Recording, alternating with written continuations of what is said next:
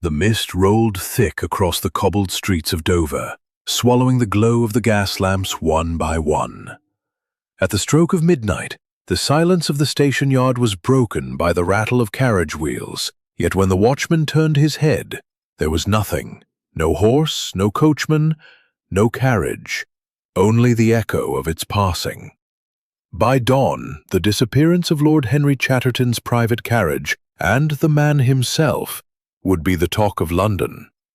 Only one mind, precise and relentless as a clockwork mechanism, could untangle the vanishing at Dover Station. Monsieur Hercule Poirot. Chapter 1. The Disappearance at Dover. The mist lay thick upon the ground at Dover Station, coiling in pale ribbons between the iron girders and drifting low across the cobblestones like restless spirits. Gas lamps, tall and stiff-backed, shone with a wavering glow, their halos blurred by the damp sea fog that rolled in from the channel. The few passengers who lingered at that ungodly hour, shortly before midnight, pulled collars high against the chill, their breath steaming faintly in the air. The rattle of the waves on the harbor wall could be faintly heard beyond the station, mingling with the occasional cry of a gull, too stubborn to sleep.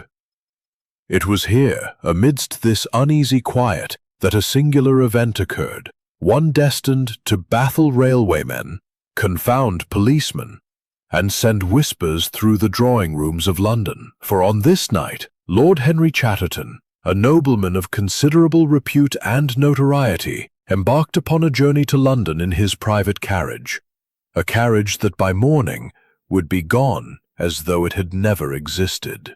Shortly before the clock struck 12, a small cavalcade of servants arrived at the station. They carried with them Lord Henry's baggage, fine leather trunks embossed with the Chatterton crest, sturdy valises of polished mahogany, and one long, slim case that suggested a weapon within. The station master, Mr. Lionel Graves, a man whose moustache twitched with the gravity of responsibility, directed them fussily to the baggage cart. "Handle with care, mind you," barked Graves, his voice sharp in the stillness. "That is property of his lordship," reluctant to meet anyone's gaze, preferring instead to fix his attention upon the wet cobbles beneath his feet. The two men were greeted with a deferential bow by Graves. "Your carriage is ready, my lord," he said, "securely attached to the midnight express. Nothing to fear, sir." Lord Henry inclined his head curtly. "See that it remains so," he growled. "I have no patience for incompetence." Among the few railway staff lingering at the far end of the platform was young Thomas Weller, a watchman scarcely 20 years of age. He would later swear, under oath, that he heard the rattle of the carriage wheels as Lord Henry's ornate coach was rolled into position behind the main line of the Dover to London Express. It was an old-fashioned coach, a relic from another century, yet maintained in polished splendor, its panels lacquered black, its windows draped with velvet curtains, its brass fittings gleaming even in the fog. Thomas observed as the iron coupling was fastened with care. He even struck the chains himself with his lantern, to be certain of their security. He noticed nothing unusual save for a fleeting figure in the fog, a woman's silhouette, slender and quick, who disappeared between the warehouses before he could cry out. When asked later if he had thought this significant at the time, Thomas admitted he had assumed it merely a late traveler, though he wondered at her lack of luggage. The whistle blew. The great engine gave a shudder, coughing plumes of smoke that vanished into the fog. Slowly, with a metallic groan, the express drew forward, its carriages clattering one by one over the rails. Among them, secured at the rear, was Lord Henry's private coach. Lamps glowed faintly through its curtained windows. Several witnesses, including Graves, Thomas Weller, and the guard, swore they saw Lord Henry step inside with his secretary. The door was shut, curtains were drawn. The train gathered speed, swallowed by the darkness of the Kentish countryside. And that, in truth, should have been the end of the matter. Yet, when the train reached Charing Cross at dawn, every carriage was accounted for, save one. The private coach of Lord Henry Chatterton was gone, vanished. Neither it nor its occupants were moustaches and took the newspaper. His sharp eyes scanned the columns with precise economy. At last, he gave a satisfied nod. Eh bien, a carriage that disappears, a nobleman who is gone, a secretary who perhaps knows too much. Yes, Hastings, it is indeed the affair for Hercule Poirot. We must go to Dover at once. By noon, Poirot and Hastings stood upon the fog-wreathed platform, attended by Superintendent Hewitt of Scotland Yard. Hewitt, a stout man with a florid complexion, was already in a state of high agitation. "A whole carriage! Vanished!" he cried, mopping his brow. "We've searched every siding, every yard, every shed. Nothing! It's as though it were spirited away by the devil himself." Poirot gave a delicate shrug. "Mais non, Superintendent. The devil, he has little interest in carriages. But man? Ah, man is capable of all manner of tricks." He paced slowly along the tracks, eyes narrowed, observing every mark upon the gravel. Hastings followed, shivering slightly in the damp. "It does rather beg a belief, Poirot," Hastings murmured. "How could an entire carriage simply disappear?" Poirot tapped his temple gently. "With method, Hastings. With planning. Nothing vanishes without leaving a trace. One must only look with the eyes that see." Near the edge of the platform, Poirot halted abruptly. He bent low, examining the ground with meticulous care. There, faint but distinct in the gravel between the rails, was the impression of a boot. What caught his attention was not its presence, but its orientation. The footprint pointed inward, toward the station, rather than outward to the tracks where one would expect. Poirot's lips curved into a thin smile.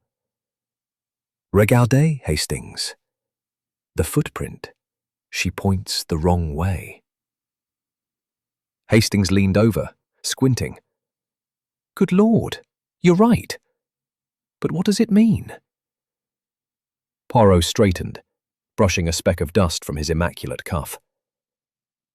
"It means, mon ami, that our phantom carriage did not vanish into the night by magic.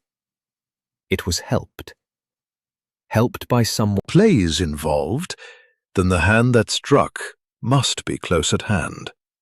And so 5 individuals of singular character sat in tense expectation, their expressions ranging from icy detachment to fidgeting unease.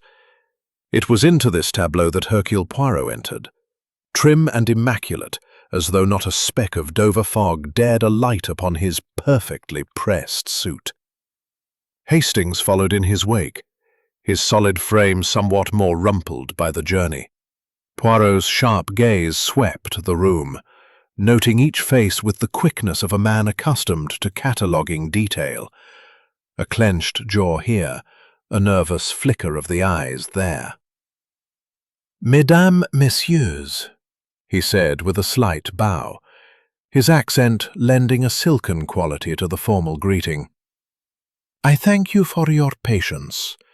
It is most necessary that we speak together, for it is only by gathering the small threads that one may weave the whole cloth.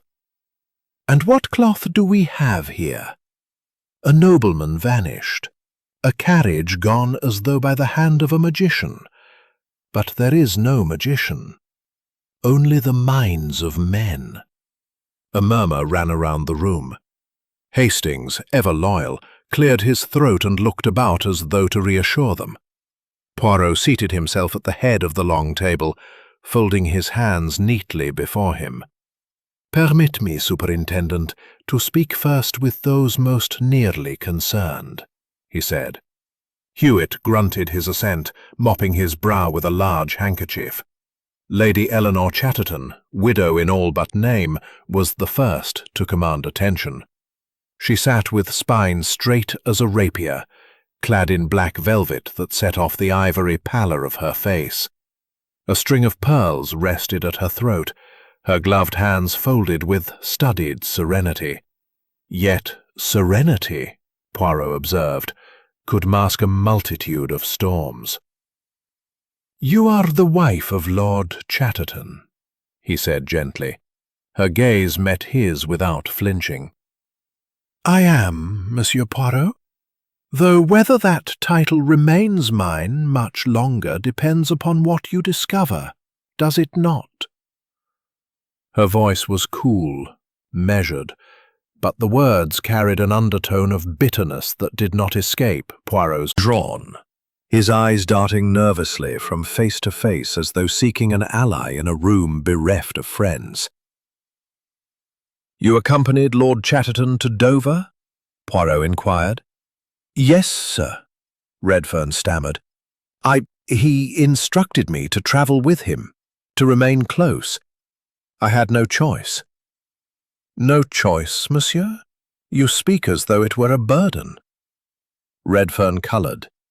"Lord Henry was exacting. He entrusted me with his papers of the highest sensitivity. He warned me of dire consequences should they fall into the wrong hands." Poirot leaned forward slightly. "And these papers, are they now missing?" The secretary swallowed hard. I do not know. The briefcase was chained to my wrist, but when I awoke—" "You awoke?" Hastings interrupted in surprise. "Yes," Redfern admitted miserably. "Somewhere between Dover and Folkestone I must have dozed. I was exhausted. When the train reached London, the carriage—" He broke off, burying his face in his hands. Gone. Just gone. Poirot watched him keenly. So, a young man entrusted with great responsibility who allows himself to sleep at the critical hour. A most unfortunate circumstance, n'est-ce pas? "I swear I had nothing to do with it," Redfern cried, his voice cracking. "Calm yourself, monsieur," Poirot said softly. "We accuse no one. We merely observe." Colonel Armstrong, seated stiffly in his chair, chose this moment to clear his throat with a noise like the report of a gun. A square-jawed man of 60, with bristling white moustache and a chest full of medals, he radiated the air of one accustomed to command. His eyes, however, flickered uneasily as they met Poirot's. "You travelled in the neighbouring carriage, Colonel?" Poirot asked. "That I did," Armstrong replied with brusque certainty. "Saw nothing amiss, heard nothing either. If you're looking for conspiracies in every shadow, I'm not your man." "Nevertheless," Poirot murmured, "it is curious, is it not, that a carriage should vanish from just before your eyes without your noticing? The last I saw of him." "And you noticed nothing strange?" She hesitated, biting her lip. Only that he seemed agitated, as though in a great hurry. He kept looking over his shoulder as though fearing someone might be following." "A valuable observation, mademoiselle," Poirot said with a nod. "It is often in the small things that the truth reveals itself." Finally, Mr. Lionel Graves, the railway manager, cleared his throat with officious importance. A tall man with a neatly trimmed mustache and starched collar, he exuded confidence bordering on arrogance. "I can assure you, gentlemen," he declared, "that the carriage was coupled with the utmost precision. I personally oversaw the attachment. Our procedures are flawless. If something went wrong, it was not due to any failing of the railway." Poirot regarded him with mild curiosity. "Ah, monsieur, you are very certain. Yet certainty, it can sometimes blind a man, n'est-ce pas?" Graves bristled. "I know my business, sir." Poirot smiled faintly, making no reply. The room fell into uneasy silence. Each suspect had spoken, yet the picture remained clouded. Motives flickered like shadows, half seen but not grasped. Lady Eleanor's coldness, Redfern's fear, Armstrong's defensiveness, Clara's nervous truthfulness, Graves's overconfidence. Each was a thread, but the pattern eluded even Hastings. At length Poirot rose, adjusting his cuffs. "Messieurs, Madame, Mademoiselle, I thank you. Already the little grey cells are at work. In this affair there are secrets, some small, some great. But the truth, she will come. Always she comes." He paused at the threshold, turning back to the assembly. His eyes gleamed with quiet intensity. "One more thing. A boy who tends the lamps at Folkestone Tunnel has given curious testimony. He claims that, in the silence of that black passage, he heard a sound most disturbing, the sound of a scream." The words fell into the room like stones into still water, sending ripples of unease through every face. "A scream?" Hastings repeated, his voice hushed. Poirot inclined his head gravely.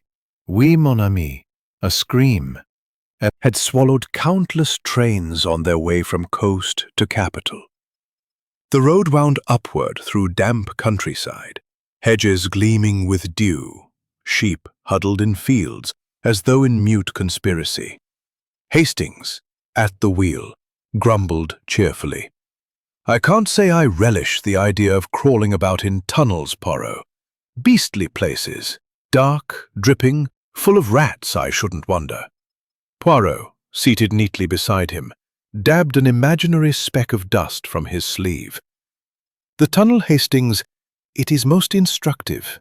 Darkness conceals, but it also preserves. Footsteps, scratches, stains, they linger where daylight might erase them. If our missing carriage was detached there, we may yet find traces." "Unless the blighters have covered them up," Hewitt muttered grimly from the back. "If Armstrong, or anyone else, tampered with the train in there, they'll have left us precious little to go on." "Au contraire, Superintendent," Poirot replied mildly. "Criminals, they are like artists. They sign their work. Perhaps not with pride, but with carelessness. And I, Hercule Poirot, I have an eye most sharp for such signatures." They arrived shortly before midday. The tunnel mouth yawned before them, a black gullet framed by crumbling brickwork and overgrown ivy. Its arch swallowed the light, and from within came the steady drip of unseen water, the echo of emptiness. A faint draught wafted outward, tinged with the acrid scent of coal smoke. A group of railway workers awaited them, lanterns in hand, caps pulled low against the chill. Their foreman, a stooped man named Briggs, touched his cap respectfully. "You're here about the vanished carriage, sirs? A queer business if ever there was. We've walked the tunnel thrice over, but if you can make sense of it, you've sharper eyes than any of us." Poirot inclined his head. "That, my good man, is what we shall see." Lanterns were lit, and together they entered the tunnel. At once the world shrank to the circle of yellow light cast by each lantern. The air grew damp, clammy. Rivulets trickled down chalk walls, their surfaces scored with tool marks from the days of excavation. Could they have used it to drag the carriage aside? Poirot examined the fibres between thumb and forefinger. "It is possible, yes. But note, Hastings, the rope, she is old, weathered, not freshly cut. Perhaps discarded weeks ago. Perhaps yesterday. A puzzle, eh?" He slipped the coil into a paper satchel. They pressed onward. 100 yards further, Poirot stopped again. This time he touched the wall where a blackened smear discoloured the chalk. He sniffed delicately. "Oil," he murmured. "Lantern oil burned too hot. And see, the stone is scorched. A lantern overturned, perhaps, or pressed against the wall. Curious, yes?" Superintendent Hewitt crouched beside him, scowling. "Could mean nothing. Workmen pass through daily with lamps." "Perhaps," Poirot allowed, "but it is always the coincidence that demands attention." They moved further still. The tunnel's chill deepened, Droplets fell from above, splashing softly. Hastings felt the hairs rise on the back of his neck. "I say, Poirot, it's dashed eerie in here. Suppose someone meant to lure us into an ambush?" Poirot chuckled quietly. "Be tranquil, Hastings. Murderers, they rarely repeat their stage tricks in front of the audience. Once is enough." At last they halted where the lamplighter's boy had claimed to hear the scream. Here the tunnel widened slightly, a lay-by of sorts where maintenance men could step aside as trains thundered past. The boy himself, a freckled youth with eyes bright despite his fear, stood waiting nervously with a railway guard. "You are Thomas?" Poirot asked kindly. "Yes, sir." "You heard a scream the night of the disappearance?" Thomas swallowed hard. "I did, sir. Plain as I hear your voice now. Came echoing through the dark, like a man in mortal terror. Lasted only a moment, then cut off sudden. And you saw nothing?" "Nothing, sir. Only shadows. I was lighting the lamps and the train passed. After it was gone, all was still. But I'll swear on me life I heard it." Poirot regarded him keenly. "And tell me, my boy, were you afraid?" Thomas flushed. "Yes, sir. I won't deny it. But I didn't run. Carriage itself. It did not vanish into the air. No. It left behind a whisper. And whispers, mon ami, can be made to speak." The lanterns flickered as a draft swept the tunnel. In the wavering glow, the golden wolf gleamed like some silent herald of secrets yet to come. And so, beneath the dripping arch of stone, the mystery deepened. Ashcombe Manor. The road to Ashcombe wound through wooded hills. The autumn leaves turned copper and gold. The sky was overcast, yet shafts of sunlight broke through like searchlights across the Kentish downs. Hastings, at the wheel once more, remarked upon the beauty of the countryside, but Poirot sat silent, fingers drumming lightly on his knees, his little eyes far away.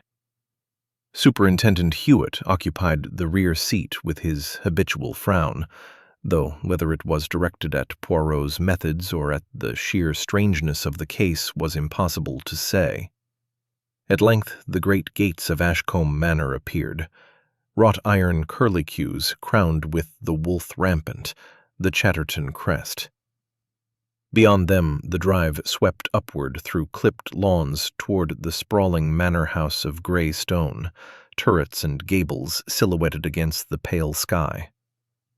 "By Jove, Poirot!" Hastings exclaimed. "What a place! No wonder Armstrong wanted a slice of it, if half the rumors about him are true." "Shh, Hastings," Poirot murmured, though his gaze lingered keenly upon the crest carved above the entrance. "It is not the beauty of the manor that interests me. It is the discord within it." They were admitted by a solemn butler, and soon found themselves in the drawing-room where the family had gathered. Lady Margaret Chatterton rose to greet them, her mourning gown impeccable, her bearing proud yet fragile. She was a woman of perhaps 45, handsome in the austere manner of her class, though her eyes were red-rimmed with grief. "Monsieur," she said with dignity, "thank you for coming. This dreadful affair, my husband snatched away, his body yet unburied, his very carriage vanished into thin air. It is more than I can bear." Superintendent Hewitt cleared his throat and introduced Poirot formally. At once there arose a murmur from Sir Reginald. "Belgian is he? Well, I trust you've more sense than that French charlatan in Paris. The Yard ought to handle this." Poirot's moustaches twitched upward ever so slightly. "Rest assured, monsieur, I bring to the Yard not competition, but collaboration." The air of tension was thick. Hastings sensed it and shifted uneasily, glancing at Lady Margaret. She sat rigid, hands clasped tightly, as though guarding some inner storm. After polite formalities, The solicitor arrived for the reading of the will. The household assembled in the library, a room lined with ancient tomes, the wolf crest glaring down from carved panels. As the solicitor unfolded the parchment, all eyes turned upon him. Lord Henry's estate, vast and unencumbered, passed chiefly to Lady Margaret, with handsome annuities for the staff, Evelyn Marsh included. Sir Reginald was left but a modest legacy, a token, compared with the wealth he might have expected. Dr. Greaves received nothing. At this, Sir Reginald's face darkened. An insult! My own brother, leaving me crumbs while he fattens his secretary and lavishes everything on Margaret. It's unnatural. Lady Margaret's voice trembled, but held firm. Henry trusted Evelyn. She was indispensable to his affairs. As for you, Reginald, you have never lacked means of your own. The quarrel might have escalated further, but for Poirot's raised hand. Messieurs, mesdames, let us not quarrel in this sad hour. What interests us is not the distribution, but whether knowledge of this will provided motive. Evelyn Marsh spoke for the first time, her voice cool. If you suggest that I would harm Lord Henry for money, you insult both his memory and my honor. Poirot's eyes gleamed. I suggest nothing, mademoiselle. I observe. It is the duty of Hercule Poirot. When the reading was concluded, the family dispersed to their own corners of the manor, tension palpable in the corridors. Poirot requested permission to examine Lord Henry's study and the library. Lady Margaret agreed. Taken. Voila. The true theatre of our mystery shifts from the tunnel to this very house. As the panel swung shut again, the fire crackled loudly, and somewhere in the corridor a door creaked, as though an unseen listener withdrew. Poirot straightened, eyes alight. Ashcombe Manor, Hastings, is a house of secrets, and secrets, they cry aloud for discovery. Chapter 5. Interviews at the Manor. The following morning broke over Ashcombe Manor with a veil of pale mist.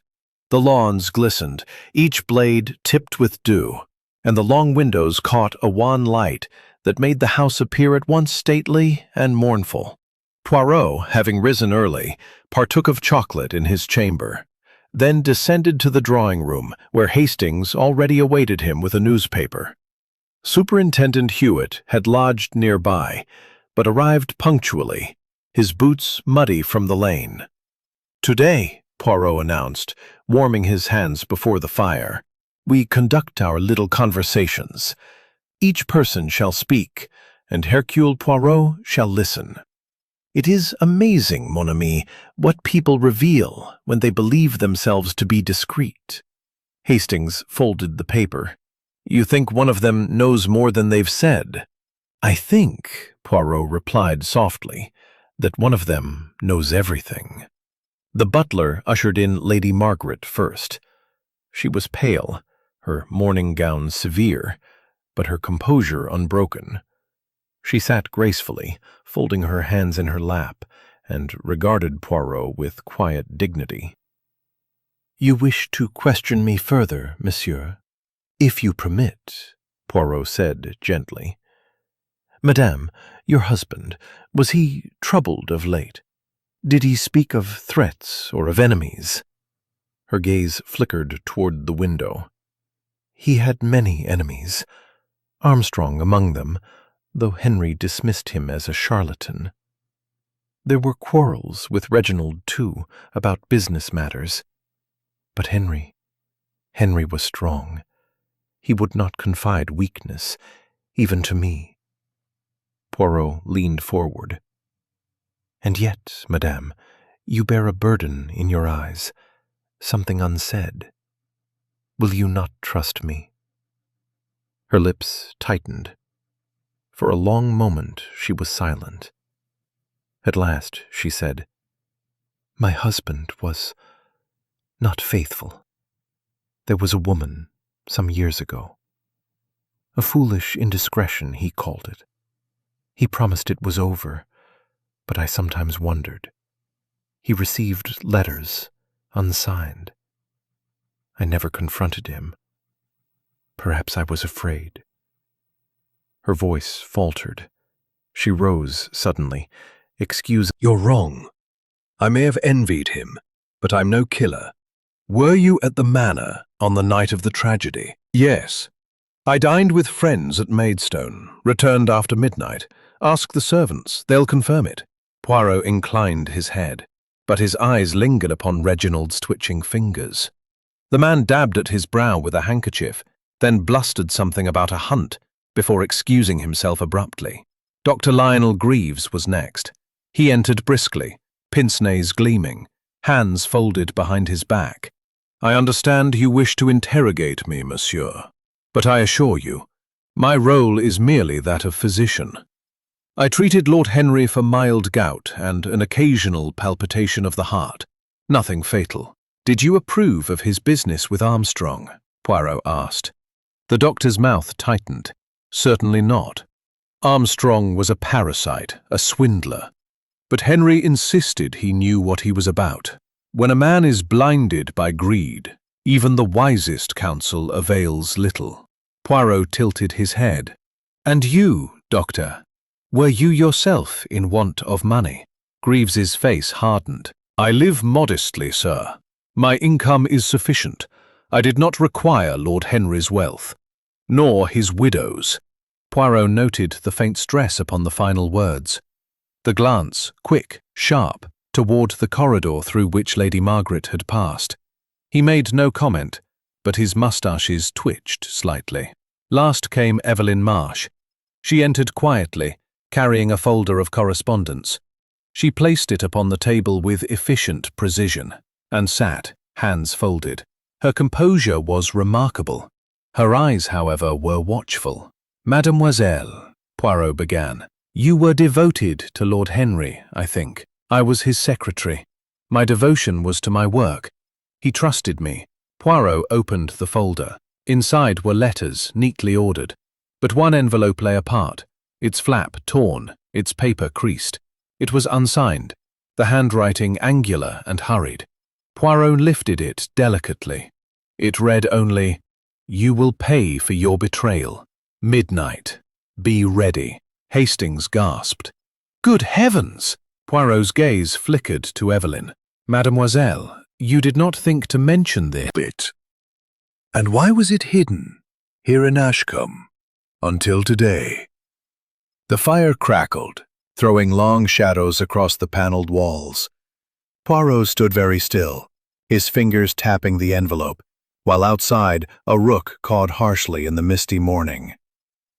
The house itself seemed to listen, and somewhere within its ancient walls the answer waited, silent, mocking, dangerous. Chapter 6. The Vanishing Rails. The sea mist hung stubbornly over Dover as Poirot and Hastings returned to the railway yards. The place bustled with the clang of hammers, hiss of steam, and shouts of workmen. Great iron engines stood panting like beasts at rest, their funnels coughing smoke into the damp air. Coal dust mingled with salt from the sea, and the ground trembled faintly each time a locomotive moved upon the rails. Superintendent Hewitt, hat pulled low, led them through the maze of sidings. "I've had men checking every spur, every siding from here to Folkestone," he grumbled. "Not a trace of that blasted carriage." Carriages don't vanish into smoke, yet vanish it did. Poirot walked with hands clasped behind his back, eyes darting here and there. "Superintendent, I never said the carriage had vanished. I said it had been made to appear so. There is a difference, huh?" Hastings puffed at his pipe, eyeing the rows of freight wagons. "Seems to me a carriage might be shunted off somewhere, covered with tarpaulin, and no one the wiser." "Just so," Hewitt muttered. "We've lifted half the covers in this yard already. Not a sign." They approached the yardmaster's office, a brick building with windows streaked in soot. Inside, maps of the rail network were pinned to the walls, dotted with pins and notes. Yardmaster Collins, a bluff fellow with a bristling mustache, received them with a harried air. "You're wasting your time, gentlemen," he said. "We'd have found her if she were in the sidings. Every carriage is accounted for, unless you think she sprouted wings." Poirot regarded the maps with interest. "Tell me, monsieur, how many sidings lead from the main line between Dover and Folkestone?" "Half a dozen, but most are Disused. Hastings squinted. Dashed odd. Do you suppose someone's been using it in secret? Poirot smiled faintly. Perhaps, mon ami. Or perhaps it was oiled and pulled once, recently, to give such an appearance. They continued onward until they reached a shed where mechanics worked upon a battered freight wagon. The foreman, wiping his hands upon a rag, came to meet them. "Morning, sirs, can I help you?" Hewitt produced a photograph of the missing carriage. "Seen this? Went missing 2 nights past." The mechanic studied it, then shook his head. "Not in this yard, sir. I'd stake my job. But—" He hesitated. "Yes?" Poirot prompted. "Well, there was something queer. One of my lads swore he heard a carriage being moved in the small hours. Lanterns bobbing, wheels squealing. When he looked, there was nothing. Thought he'd dreamed it." "Eh bien," Poirot said softly. "The dream, perhaps, was real." They pressed further along the sidings. Here lay rows of wagons under tarpaulin, bulging shapes in the mist. Hastings pulled one aside eagerly but revealed only crates of coal. Another cover revealed timber. At the third, Poirot stopped him. "No, Hastings. To search blindly is folly. Let us seek instead the trace, the petit detail that betrays the whole." Poirot crouched beside the rails, examining the ballast. His fingertips brushed the chalk dust scattered upon the stones. He lifted a fragment, white against his immaculate glove. "Chalk," he murmured. "And here, see this mark, Superintendent. A symbol drawn upon the rail itself." They all bent closer. Upon the iron surface, faint but deliberate, was scratched a crude arrow. It pointed not along the main line, but toward a disused siding overgrown with weeds. Hewitt swore under his breath. "I'll be damned. How did we miss that?" Poirot straightened, eyes alight. "Because, Superintendent, you searched for the obvious. But the criminal, he works in the shadows. He leaves his sign only for the one clever enough to see." Hastings looked nervously toward the siding. "Poirot, if that's where they It seemed impossible that any carriage, let alone a polished first-class coach, could have passed this way in recent days. Yet Poirot's eyes, sharp as gimlets, missed nothing. "See, Hastings?" he murmured, crouching to touch the ground. "The weeds, broken, trampled. The rails, though rusted, here they are burnished clean. Something heavy passed this way recently." Hewitt muttered a curse. "By thunder, you're right. Someone's been shunting stock up here under cover of fog." They advanced slowly. The mist thickened, muffling sound, until the cries of the yard faded and only the crunch of their own steps remained. An owl hooted distantly. The constable's lanterns swung in rhythmic arcs, throwing grotesque shadows across the embankment.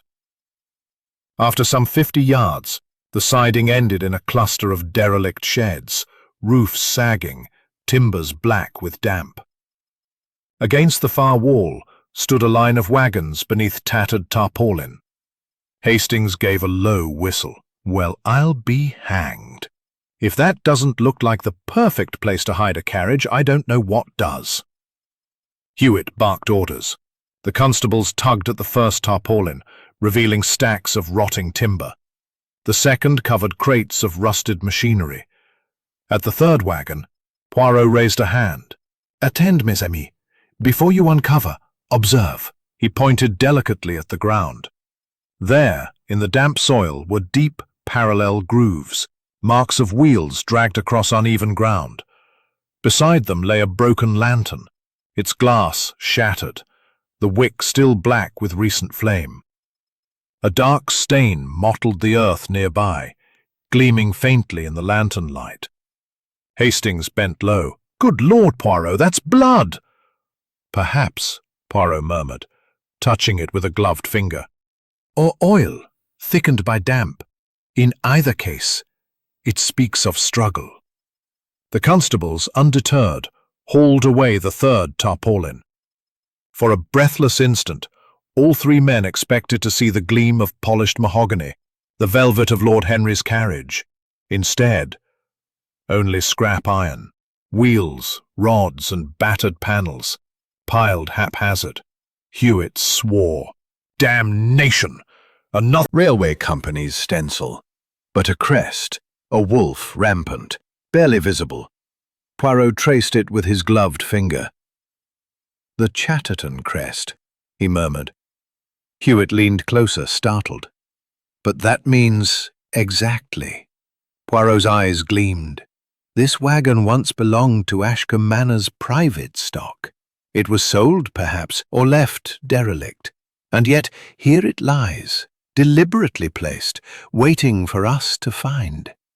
Someone connected with the manor brought us here by design. The mist swirled suddenly, curling through the derelict sheds like ghostly fingers. Hastings shivered. "Poirot, do you mean to say—" Poirot raised a hand, silencing him. His gaze was fixed upon the dark stain on the ground, his mind turning swiftly. Then he spoke softly but with weight. "This, Hastings, is not merely the vanishing of a carriage. It is a performance, staged with knowledge of both the railway and the family crest. The hand behind it belongs to one who knows Ashcombe, intimately." Hewitt stiffened. "You mean someone inside that house?" Poirot inclined his head gravely. "Just so, Superintendent. And I fear they are watching us, even now." The constables swung their lanterns in alarm, but the mist revealed nothing save broken timbers and rusting iron. Yet the sense of unseen eyes lingered, heavy as the fog. Poirot stooped once more, lifting the broken lantern delicately. He held it up, the flame within long dead, but the initials scratched upon its brass were clear. "E.M." Hastings blurted, "Evelyn Marsh." Poirot's moustaches quivered, his expression unreadable. "Perhaps, Hastings. Or perhaps it is a trap, set to point suspicion. Either way, this lantern tells us the trail leads back to Ashcombe." The wind sighed through the siding, the tarpaulins flapping faintly. Poirot slipped the lantern into his satchel and turned toward the manor, his silhouette sharp against the mist. "The carriage has vanished," he said softly. "But the truth, mes amis, draws nearer. Let us return to Ashcombe, for there, I think, "Madame," Poirot said softly, "we return from our promenade along the siding, and we return also with answers, or rather, with questions that narrow the circle of guilt." Hewitt cleared his throat brusquely. "We found signs of staging, a broken lantern, initials scratched into brass, and evidence the vanishing carriage is tied to Ashcombe itself." At this, Evelyn Marsh's brow darkened. "Superintendent, that is preposterous. Are we to believe my house is party to a conjurer's trick?" Poirot's eyes glinted. "Monsieur Marsh, tricks are but shadows, yet every shadow has its object. Someone here has sought to deceive." A tense silence followed. Poirot took a seat, folding his hands over his cane. He gestured delicately. "Shall we talk a little, one by one? It will be most instructive." Evelyn Marsh was first. He stood stiffly before Poirot, his jaw clenched. "You carry weighty responsibilities, monsieur," Poirot said gently. "The estate, its debts, its upkeep. The cost of maintaining such grandeur in these lean years is formidable, no?" Marsh's mouth tightened. "Ashcombe has stood for centuries. It will not fall to pieces in my care. Yet Lord Henry's will, It favors your cousin, Reginald, n'est-ce pas? Poirot leaned forward. If Lord Henry dies swiftly, the inheritance is secure. But if not, if he lingers, money is drained, debts accumulate. Tell me, does such pressure not tempt? A flush rose on Marsh's cheeks. I'll not stand here accused of murder. Poirot inclined his head mildly. I accuse no one. I ask. And the truth? Ah, the truth. It reveals itself by the manner in which a man answers. Next came Lady Margaret. She glided forward, her hands trembling despite her attempt at composure. Madame, Poirot said, you adored Lord Henry, did you not? Tears welled in her eyes. He was my brother, Monsieur Poirot, my only confidant. You must believe me when I say I would never harm him. Poirot's gaze softened. I believe you loved him. But love, it can be complicated. A letter, perhaps, sent... Inquired. You were seen in London, entangled with bookmakers of the most desperate stripe. Reginald's face blanched. That's slander! No, it is fact, and it places you in need of a fortune, quickly. Lord Henry's death and your inheritance would resolve such matters neatly. Tell me, monsieur, where were you when the carriage disappeared? Reginald's lips parted, then closed again. He muttered something inaudible. Poirot tilted his head, moustaches twitching. You see, even silence speaks. Finally, Dr. Greaves approached, measured and cold. You examine all, Monsieur Poirot, he said. Yet do you consider the simplest explanation, that Lord Henry, frail and failing, succumbed naturally, and the rest is confusion? Poirot regarded him closely. Doctor, you know too well that Lord Henry did not die naturally. A trace of digitalis was found in his glass. Only one with knowledge of medicine would dare administer such. Greaves did not flinch. And yet, who could prove it was I? Poirot leaned in. Perhaps no one, but there are always traces. Fingerprints upon glass, residue upon spoons. You are confident. Too confident, perhaps. The doctor's gaze hardened, but he said nothing further. The interrogations ended, and tension lay thick upon the room like smoke. Poirot rose, his eyes sweeping each face. Each of you, he said softly, bears a shadow, motive, opportunity, or secret. Yet not all shadows conceal guilt. Some are but illusions. My task is to pierce illusion. He turned toward the library, beckoning Hastings and Hewitt. Come, mes amis. There remains one place in this house I wish to see more closely. The library was vast, lined with towering shelves. Dust clung to leather bindings, and the scent of old paper hung heavy. A great desk dominated the center, its drawers neat, its surface polished. Poirot paced slowly, eyes flicking across the room. Observe, Hastings. The shelves, one stands oddly forward, does it not? Hastings squinted. By Jove, you're right, expression grave. The shadows of Ashcombe lengthen. The truth approaches. But, mes amis, beware, for the guilty hand is clever, and grows desperate. Night Whispers. The hour had grown late at Ashcombe Manor. Beyond the mullioned windows, the mist lay thick as wool upon the grounds, muffling even the owls.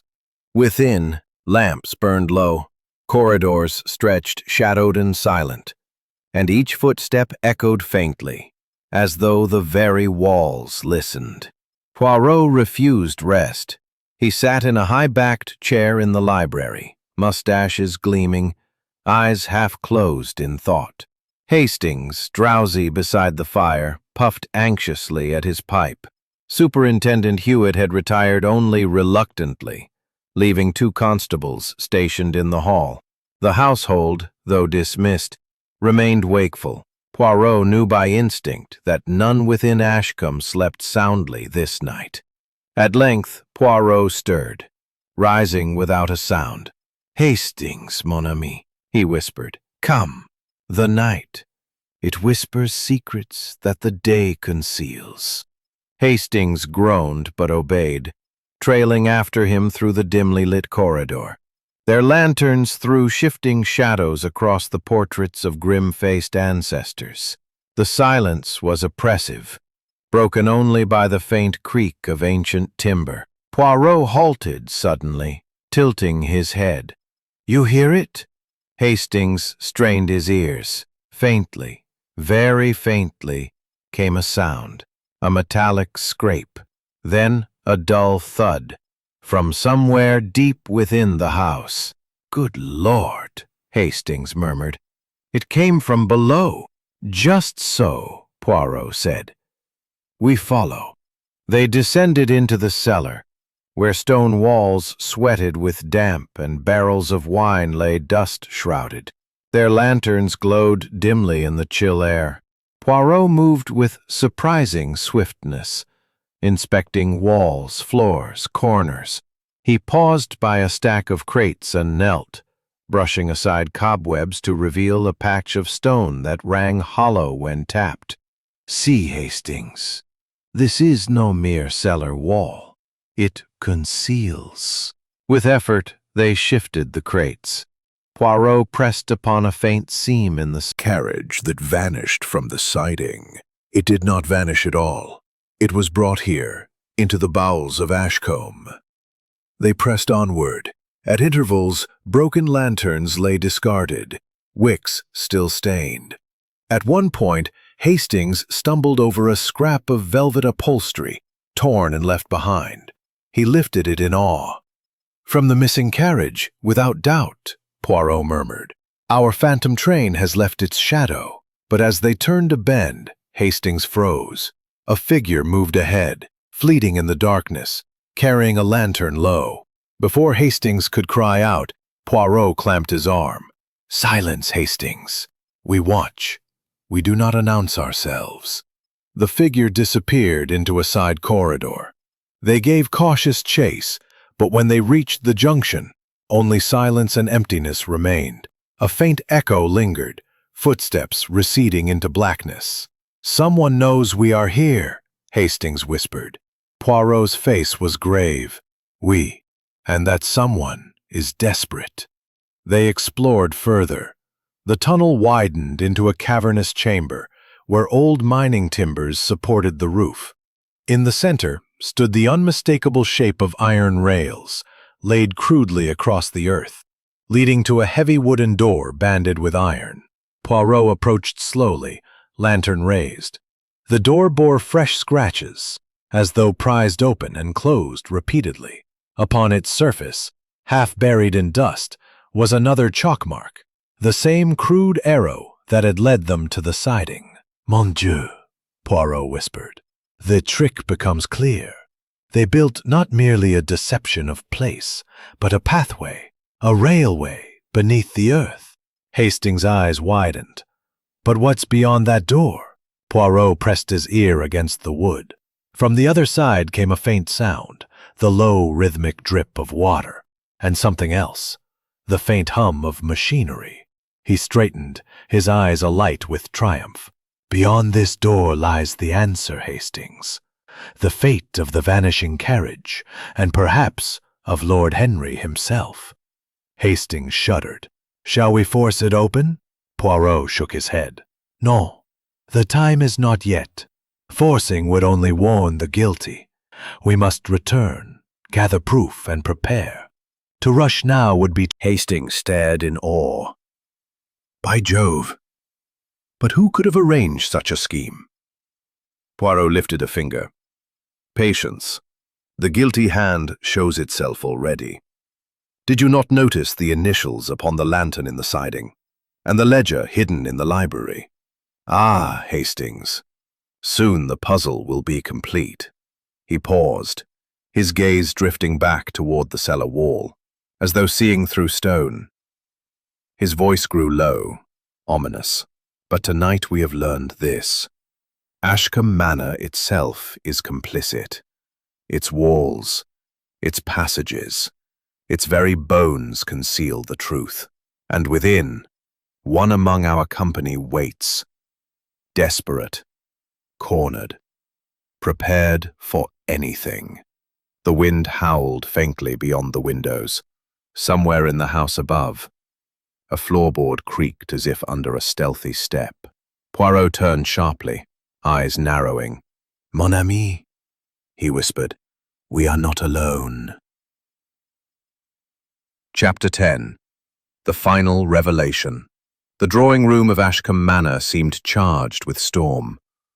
Though the night outside lay mist-bound and still, lamps burned brightly, throwing sharp light across strained faces. The suspects gathered once more. Evelyn Marsh, grim and stiff. Lady Margaret, pale and trembling. Reginald, restless, smoke curling from his nervous cigarette. Dr. Greaves, coldly composed. Hastings stood by the mantel, uneasy. Superintendent Hewitt waited near the door, notebook in hand, eyes never leaving Poirot. And Poirot himself, small and immaculate, stood at the room's center, his moustaches glinting, his eyes alive with quiet fire. "Mesdames, Messieurs," Poirot began softly, "tonight, the mystery of the vanishing carriage is at an end. You have each wondered, how could a coach disappear before many witnesses? How could Lord Henry, alive at Dover, be found dead within a train that reached London empty of his body? The answer is both simple and ingenious." He paused, letting the silence deepen. The carriage never vanished at all. It was stolen, not into the night, but into the very bones of this house. Beneath Ashcombe lies a tunnel, a siding built Ashcombe upon scrap wagons hidden in the siding. Who but the master of Ashcombe could arrange such things? Lady Margaret let out a soft cry. "Evelyn, is it true?" Marsh's lips curled. "Nonsense. I had no reason to kill Henry. Poirot raised a hand. "Ah, but you had every reason. The estate, crumbling. The debts, immense. With Lord Henry alive, you faced ruin. With him dead, control of Ashcombe and its wealth was secured. Yet you feared his illness would linger, draining what little remained. So you hastened fate with poison, digitalis, administered subtly under the guise of medicine." Dr. Greaves stirred, his cold eyes narrowing. "Careful, Poirot. Such accusations require proof." "Proof?" Poirot's eyes gleamed. "It exists. The glass from which Lord Henry drank bears traces of digitalis, and the supply, marked from your dispensary, was found in Evelyn Marsh's study, hidden but not destroyed. A collaboration, perhaps. One who knew medicine, and one who held motive?" The room fell into tense silence. Poirot's gaze drifted between Marsh and the doctor. "But only one among you orchestrated the carriage's vanishing trick. Only one had the knowledge of Ashcombe's secret siding, its passageways, its history. That man is Evelyn Marsh." "No!" Marsh's shout tore through the room, his fists clenched, his composure cracking. "You cannot prove it was I alone." "Ah, mais oui," Poirot murmured. "The chalk arrows, Monsieur Marsh, drawn in your hand. The broken lantern, your initials. The ledger, your signature. Each piece points to you. You staged the disappearance not merely to hide the body, but to craft a legend, a puzzle to confound the police, and to secure your inheritance before suspicion could fall. But alas, you underestimated the little gray cells." Superintendent Hewitt stepped forward, voice grim. "Marsh, I'll need you to come with me." Marsh's eyes darted wildly. For an instant it seemed he might rush. Hastings shook his head in wonder. "By Jove, Poirot, it's incredible. I'd never have guessed it. Those chalk arrows, the tunnel, the ledger, every piece fit together like clockwork. And I thought it all such a muddle." Poirot smiled faintly, moustaches twitching. "You are too modest, Hastings. You observed, though you did not always understand. But together, together we see clearly." Later, when the house had grown quiet again, and dawn's grey light touched the mist outside, Poirot stood alone by the library window. His reflection gazed back, small, precise, unyielding. "So ends the tale of the vanishing carriage," he murmured. "A crime of cunning, of shadows and deception. Yet, in the end, toujours, the truth emerges." He turned, walking back into the room where Hastings awaited. "Come, mon ami. The case is finished. The little grey cells, they may rest." And with that, the mystery of Ashcombe Manor was laid to rest. The phantom carriage explained, the guilty unmasked. Yet, in the silence that lingered after, one could almost hear the echo of wheels upon hidden rails, rolling forever into darkness.